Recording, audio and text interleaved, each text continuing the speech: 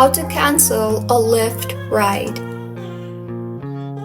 Hello everyone, I am Bishaka and welcome to our channel.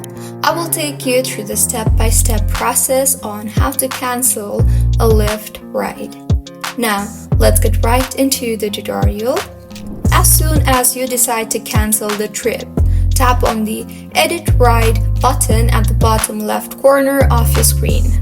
Now, tap on the Cancel Ride option and confirm the cancellation by clicking the red words Cancel Ride, and with this your ride will be cancelled. And if you want to cancel a scheduled ride, then tap the calendar icon on the top right of your screen and further tap on the X above the Cancel Ride option.